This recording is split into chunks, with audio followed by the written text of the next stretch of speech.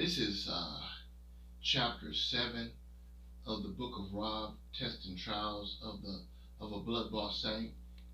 This chapter is entitled The Time I Lived with a Demon. This story, this was a friend of mine. Well, he wasn't a friend. It was a kid I knew when I was younger. I'm not going to say his name. God willing, I don't let it slip out during this video. But he was somebody I knew when I was younger, and I ended up seeing him again when I was an adult and ministering to him. And he was like, man, he liked what I was saying, and he was like, man, I'm coming to church. And he came and he gave his life to the Lord. He was coming, and everything was going good until they tried to take him through deliverance. Now, we had been doing deliverance at the church, and what happened with him I had never seen happen. So it was him, he was going through deliverance. And like, man, this was like it was a really frustrating time, man, after this happened. But anyway, he was going through deliverance. And usually when I'm used to seeing demons being stubborn, that won't come out. I'm used to them screaming and arguing. But apparently with his, when they went to take him through deliverance, he just never came back to.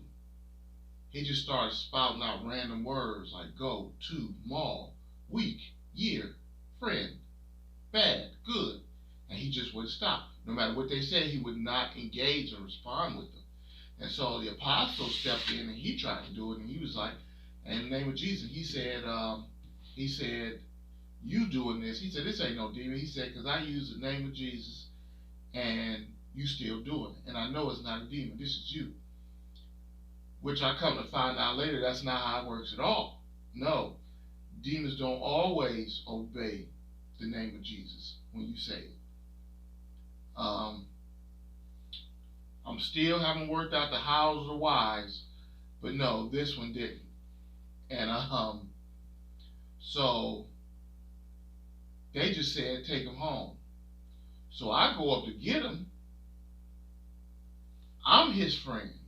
His mother and them know me, and they tell me just take him home. And I'm embarrassed because I'm taking him home. I'm just like, there's nothing we can do for him? There was nothing we could do for him?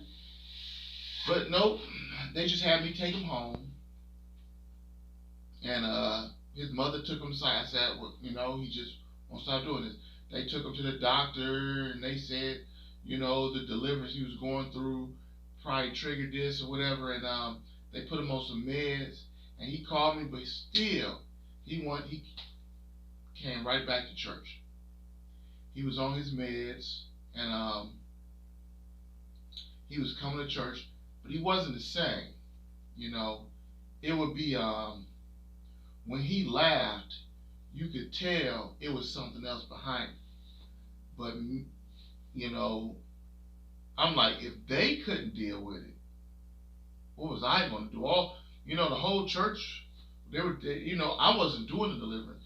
It was other folk there doing the deliverance. And the whole team, they couldn't deal with it. I was like, what am I going to do? So I see this thing smiling at me through his face, but it was like, I didn't know what to do. So time went on, and we, and I'm praying. He's like, man, I don't want to be on these meds. He believed in God, and he just like, he trying to be on fire for the Lord. I mean, he started off and he hit the ground running. He trying to be on fire for the Lord. It wasn't later where I realized what went wrong with him is that he come from like a multi-religious background. So apparently his grandmother and them, they practice Jehovah's Witness, Native American religion. They just dibbled and dabbled in everything. And that causes confusion, because it's like, Satan is the author of confusion. Wherever there is truth, the Bible says the truth will set you free. So depending on this, but the truth can also bound you, depending on what you accept.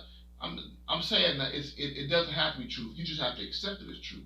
So basically, what he was doing was he basically accepted multiple things as truth from basically all the stuff that he came from. Because while I was trying to minister to him, he would always argue with me about and debate with me. He didn't know the Bible at all, but he would always wrestle with me about, and he would bring up these different doctrines and use them to combat the Bible. So anyway, time goes on. I'm talking to him, but I'm still trying to be a friend. I just feel guilty because I'm just like, man, like he gotta get delivered because I'm hoping that this lead his mother and everybody to salvation. So he up under my wing like a brother. Me and him hanging out so tough. His mother started thinking I was gay because she was just like, this guy has to have a motive. It was like I wanted him to be saved and his family to be saved. So and that's just how I was. It's like I'm a rock with you from beginning to end. So, he tired of going back and forth with them or whatever. So what ended up happening is I'm living with my mother, he living with them, and I'm like, I'm like, let's go get us our apartment. He had Social Security coming in, and I was working. I was like, we just go get an apartment. Like, cool. We went and got an apartment, nice apartment. God really blessed us with the apartment, man. And had I really known what I was in for, I probably still would have did it, man. I mean, I don't know how. I mean, because if I had known I was getting in, if I knew what I knew now, I wouldn't have went down that way. I know so much more now than I did then. But anyway, so it really, when we moved together, he didn't want to be on this meds, so he had stopped taking them. And when he did, that spirit would take over.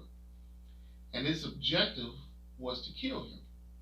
So he'd be cool for a while, and then he would just like, I would wake up and he'd be gone. And I didn't know where he was at, because I'd check on him. And he would come back like, man, he said that demon had him running through traffic. Like he'd be just running, he would just dart into traffic. And it had him doing crazy stuff, just trying to get him killed, man. Like, he said he would just start going up and smacking women on the butt and grabbing them on the butt. He said he basically, like that movie, you saw Get Out, that sunken place is real.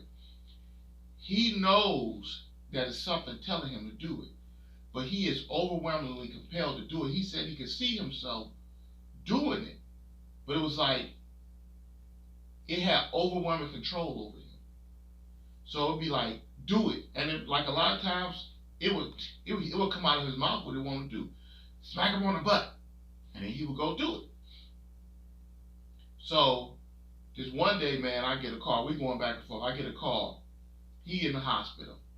Apparently, he grabbed some girl butt on the bus, and 30 dudes was waiting on him at the bus stop and stalked him off, almost severed his ear. They beat him so bad. And I'm in there and I go get him because I'm like, I do not want them putting him in the mental ward, because it was like I'm wrestling trying to get this demon out of him, trying to get him delivered, which I thought was just a demon, but it wasn't. It was a bunch of them. And I was like, man, he be in our mental ward. He just gonna get all kind of stuff gonna get in there. So I go to get him, and the doctor, because I'm trying to get him out. I'm trying to say whatever I got to say to get him out of there. So the doctor's like, she's like, well, does he ever go and have mental episodes and believe he's somebody's not? I'm like, no. She was like, well, yeah, because when we brought him in, he was saying he was Jesus Christ. And I was like, oh God. I just was like, man, like what in the world? Because it was like, This was the middle of it. I just wanted the stuff that transpired while we were in the house. I just want to really put that in the categories on. But anyway, in this one, I'm like, and I tell her, I go like, you know what? I said it's not. It's a spirit. And I'm like this. He never talks like this. This man ain't never said he was Jesus Christ. None of that. But when he went in the hospital, because it wanted them to lock him up, all of a sudden he's Jesus Christ. They put him, and she talking to me. She was a Christian too, thank God. She said, I believe it's deep, but she said the medication can help regulate, which it did, but it doesn't. I understand that it hinders your deliverance, but it was like, okay, whatever it took to get him out of there, because he was like in and out of there like multiple times, and I had to go down there and see him. And I know a lot of you just like, well, maybe he's just crazy, but just keep listening, and you'll you'll see. There was definitely more to it. So, like I said, we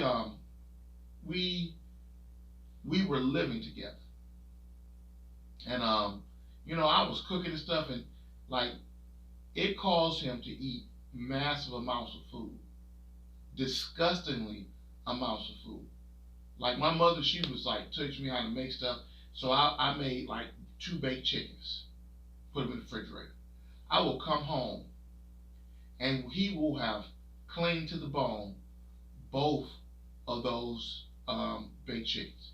His stomach would be engorged. And I'm just like, how can you eat like that?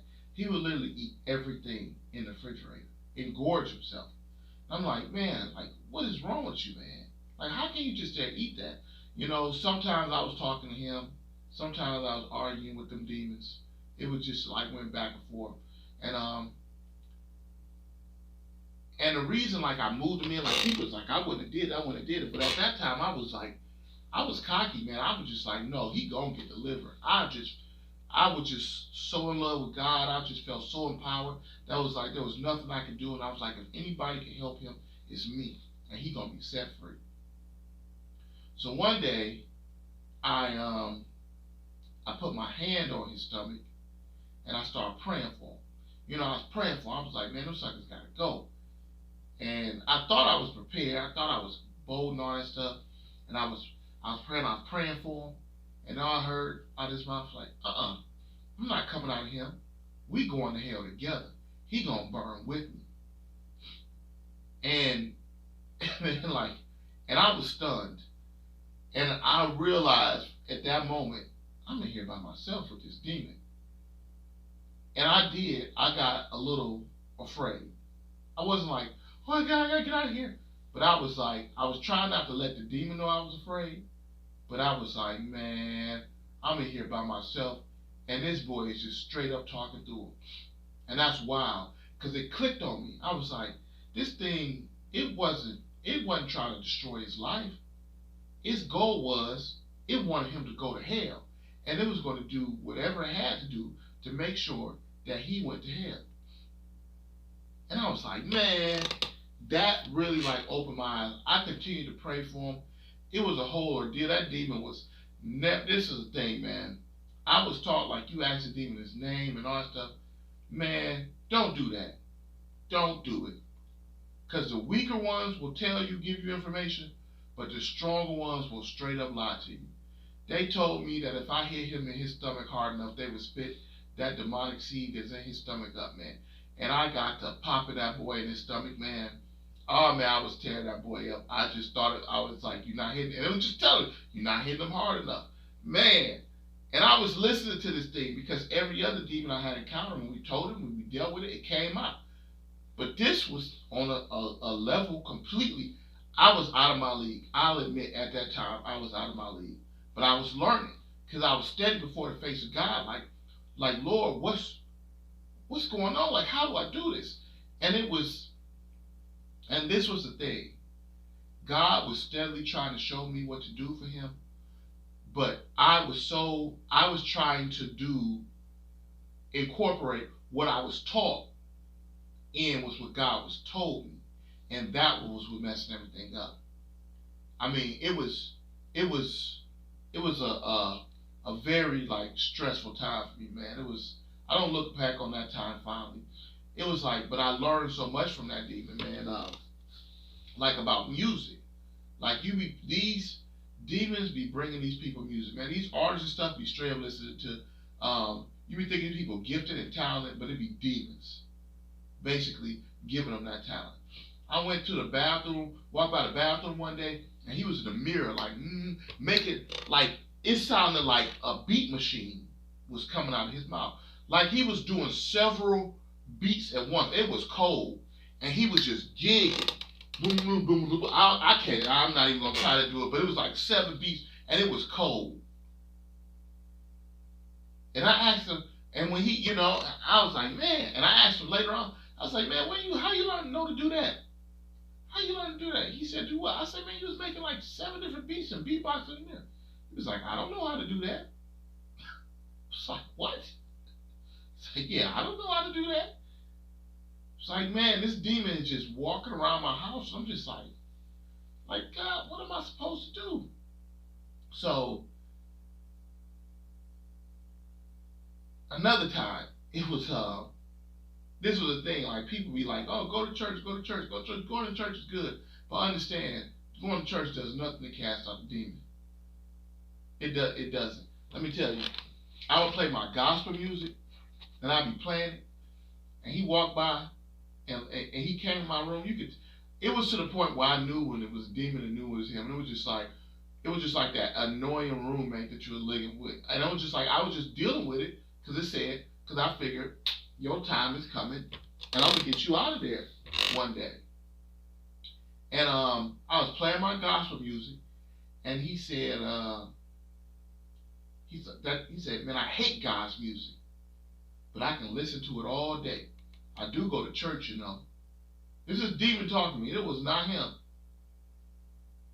And I know some people will be like, man, still sounds like this guy is crazy. All this stuff can be explained by mental illness. But keep listening. So, paranoid and schizophrenia generally run together. 2 completely different spirits. So, I'm in this room. We got past the whole beating part. It was like that clearly wasn't working. Punch him in the stomach. So I was just like praying for him, and me daily, like going to him, like, you gonna come out and wrestle with him? And they just look at me with that smug look, like not responding to anything that I am saying. No Jesus, no nothing, just look at me with this smug look. And then this one time, he went back into that state that he did at the church, started saying random words. No, go too far now. And I was like, and when he did to me, I said, no, I'm not buying that. I know who I'm talking to. And then he just stopped and he looked at me and smiled, like, oh, you're not buying that, huh? And I realized it totally deceived my apostle, the people there. It was like, it basically was ignoring all the commands to come out.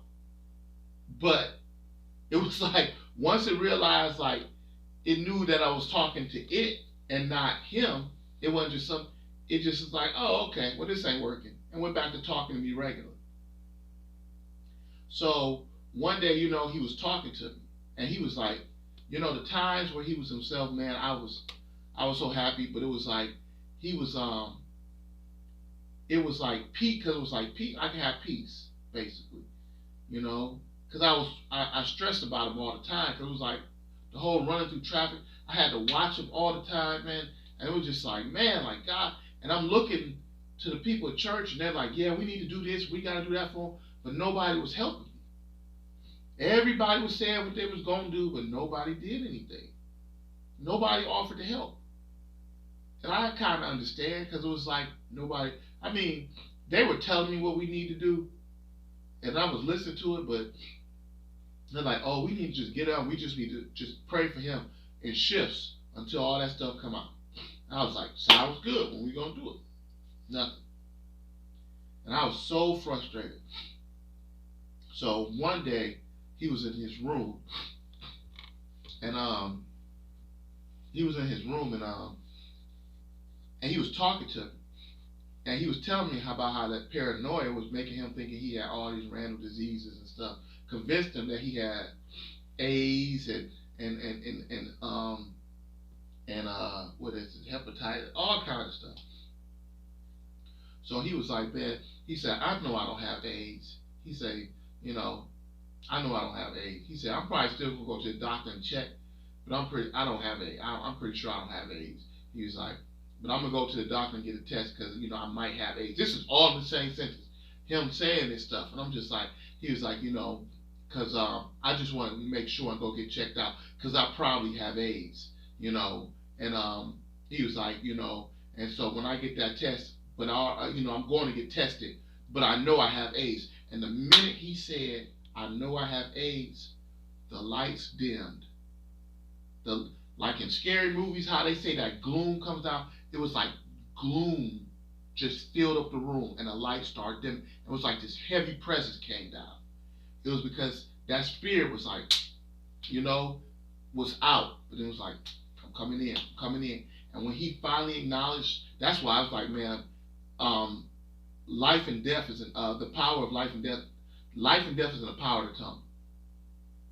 You got to be careful, because the minute he said that, it was like, to the point, man, I was like, what in the heck?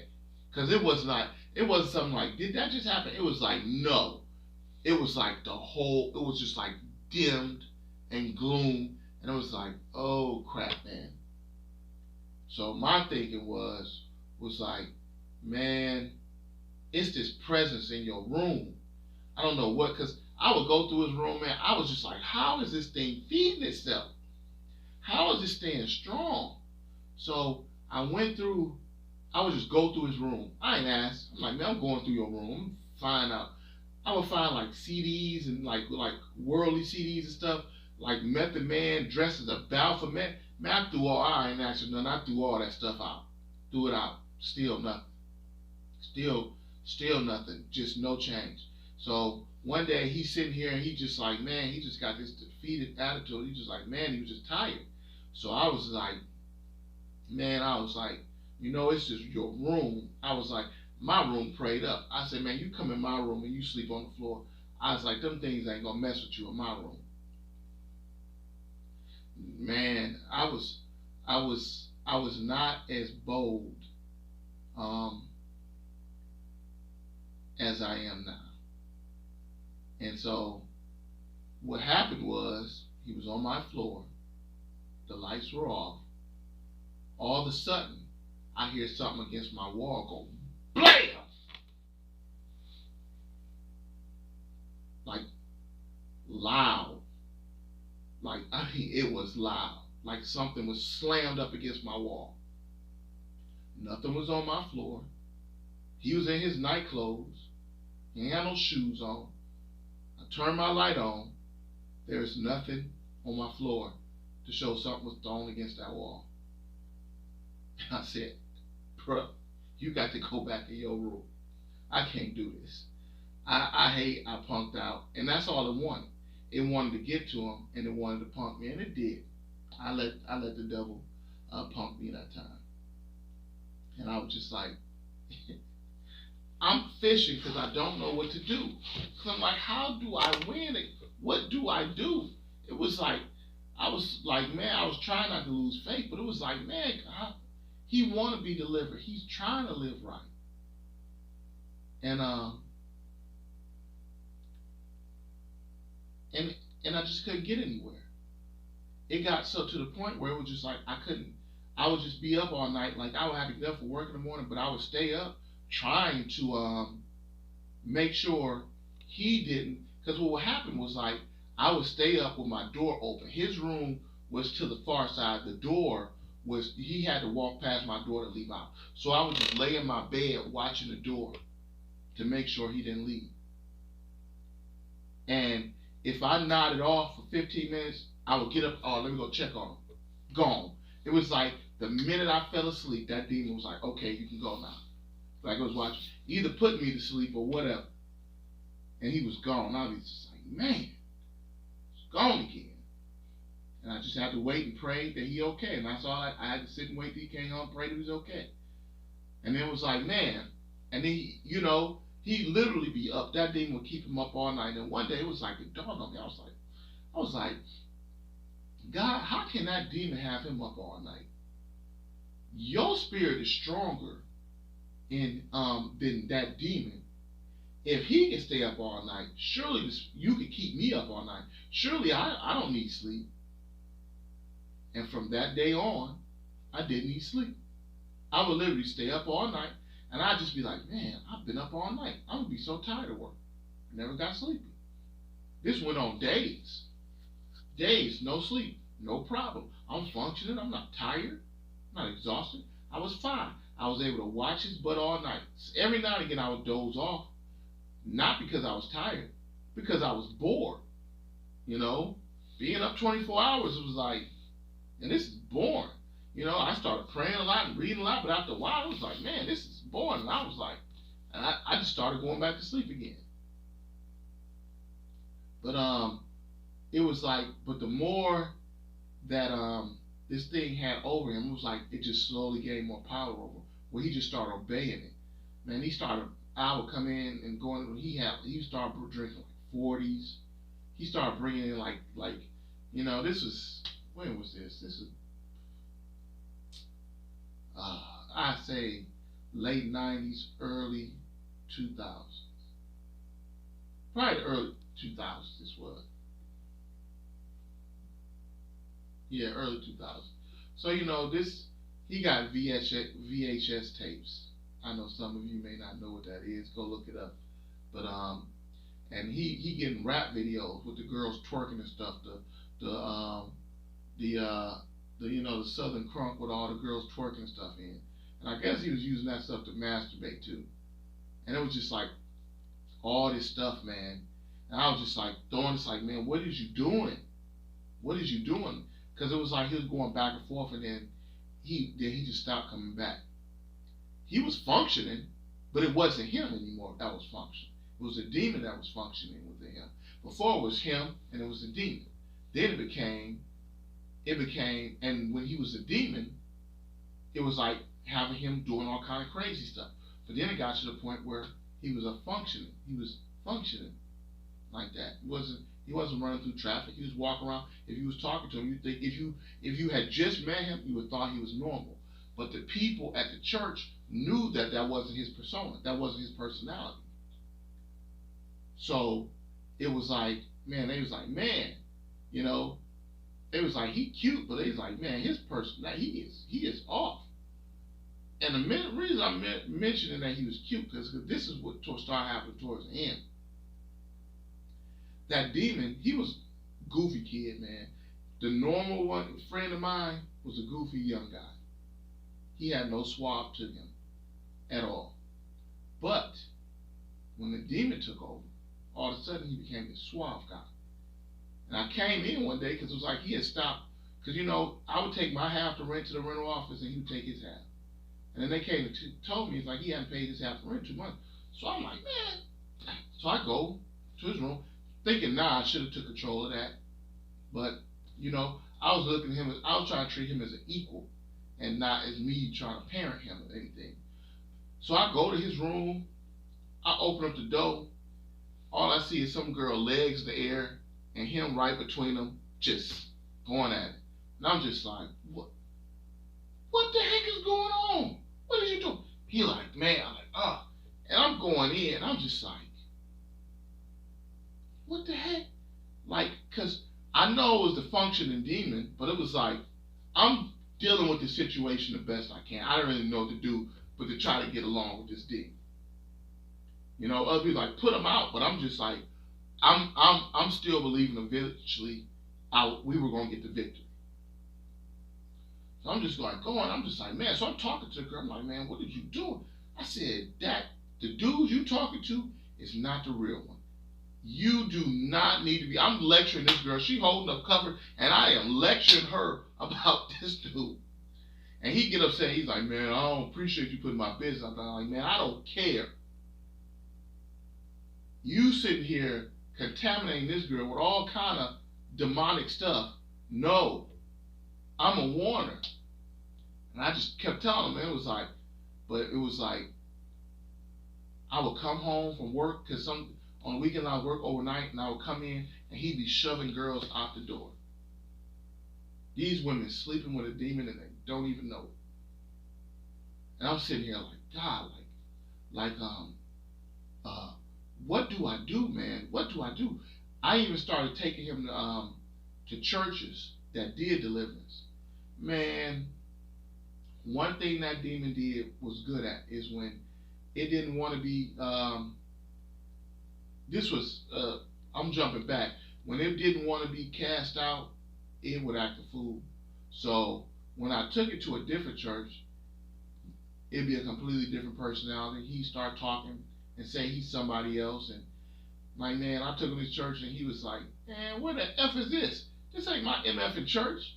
Who the F is you? And he cussing these pastors out. And I'm telling them, this ain't him. That's the demon. Because talking to him, you would think that's his persona. It's not a demon. It's not like, oh, no. It's just like, he be talking regular, but with the minute he was like, hostile environment, switch. No, who the F is you? I'm not doing nothing. Cussing them out from the roof. And they looking like Buckeye. I'm just like, oh my God, like, no, please, just whatever you're doing. But they couldn't do nothing with it. They couldn't do anything with him. And but this was the thing that God started telling me. So while I was saying that God was trying to show me how to deliver him, how to help him.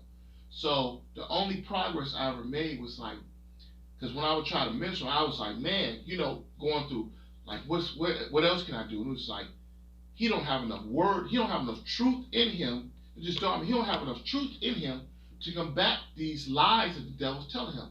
And that's how I take control. So I said, okay, I'm gonna start teaching him the word. So I'm talking about the Bible, but every step of the way he's debating and being argumentative. To the point I got frustrated. And I was at work, and then the Holy Spirit was like, the spirit of pride won't let him receive it. Now, every day he is arguing with me about the Bible, and I'm trying to get this word in him so he got some truth to stand on. But so I'm ministering to him, and he's just not listening. So I'm at work. God tell me spirit of pride, so I just go in. I just start praying for him. I start coming against that spirit of pride, tearing it down, telling him it's not gonna have a hold over his life. And I'm praying and I'm believing, but I did not expect an immediate response like what I got. So when I get home, I'm washing dishes, and he come over there. He was like, man, I gotta apologize to you.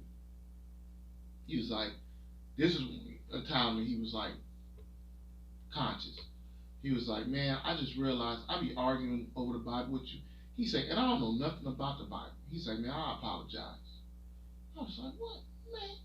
It's like, and had I paid attention, this was God showing me, as those spirits manifest, pray for them. He said, when Jesus said, he said some come out, he said some don't come out except through prayer and fasting. He's like, he was telling me pray and fast for him and deal with those spirits that manifest. And I didn't catch it then. I didn't catch it. I was just like, I prayed for him, but I didn't go against specific spirits one at a time. I didn't deal with them as they came up, because I was getting so frustrated because there was just so much going on. And it got to the point, man, like I was coming home and he just started moving back into the world, doing so much more worldly things. Like I would come home. I came home one day and he had his brother in them, and they had like girls sitting on their lap and all this stuff. And I was like, he knew it, because I just shook my hand, went upstairs, and he got him on out of there. But it ended up ending because he ended up losing his key. And I wasn't about to give him another copy, because I was just, at this point, I was just like, done. But I still pray for him. I still pray. With me knowing now, what I know now, I'm probably in a better place to help him. My situation, I would have a stable church, but I still pray for him, and I still consider that an L. But yeah, man, that was one of the most frustrating times of my life. But I hope this enlightens some of you, and that it helps some of you. That it is a blessing. I might have left out some things. You might still have some questions. If you do, just shoot them in the comments. I'll answer them the best I can. But thank you all for watching. You all be blessed and have a good night.